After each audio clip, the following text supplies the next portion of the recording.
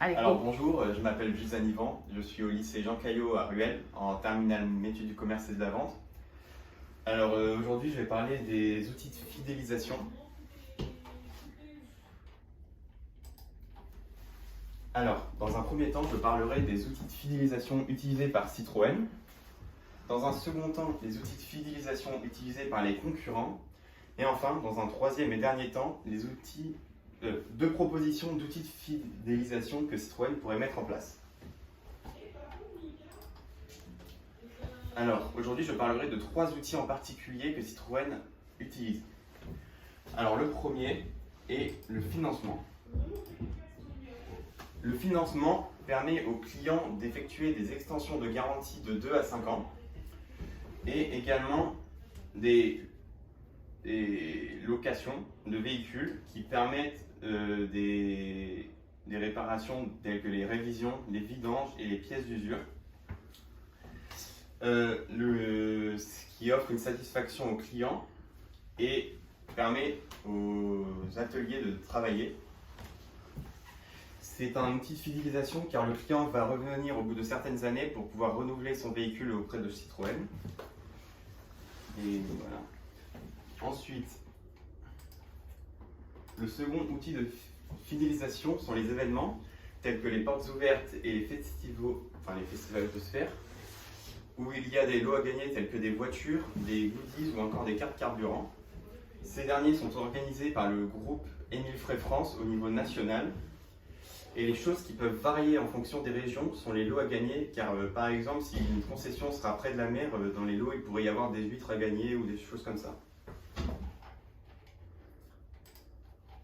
Et enfin, le dernier outil de fidélisation sont les cadeaux, tels que les porte-clés et les porte-cartes grises qui sont remis à la fin de chaque vente, ou encore, comme je l'ai dit juste avant, les voitures, les goodies ou les cartes carburant pendant les événements.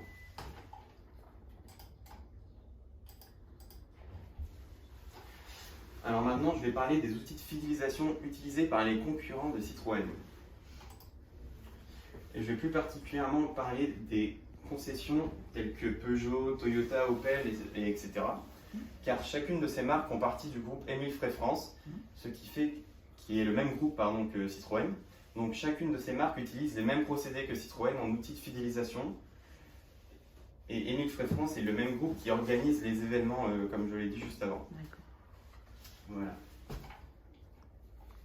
Et maintenant, mes deux propositions d'outils de fidélisation que Citroën pourrait mettre en place. Alors, j'ai choisi de parler du chatbot et des réseaux sociaux. Le chatbot pourrait permettre à un client de se renseigner sur les problèmes récurrents de son véhicule pour lui informer s'il pourrait résoudre le problème seul ou alors s'il devrait faire un retour à la concession, à l'atelier, pour y prendre rendez-vous et pouvoir réparer son véhicule. Et si jamais le chatbot ne pouvait pas répondre à la demande du client, le chatbot pourrait mettre en relation le client avec le service associé pour pouvoir répondre à ses attentes et que le client soit satisfait. Et enfin, le deuxième outil de fidélisation que Citroën pourrait développer, voilà, c'est ça le terme, seraient les réseaux sociaux. Car actuellement, Citroën sont sur Facebook, mais Facebook n'est pas un réseau social où il y a la nouvelle génération. C'est surtout l'ancienne génération qui est dessus.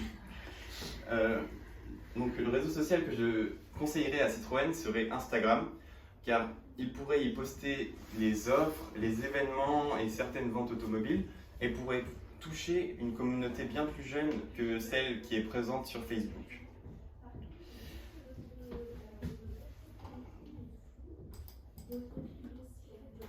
Et enfin, je vous remercie de m'avoir écouté et je suis prêt à écouter vos questions.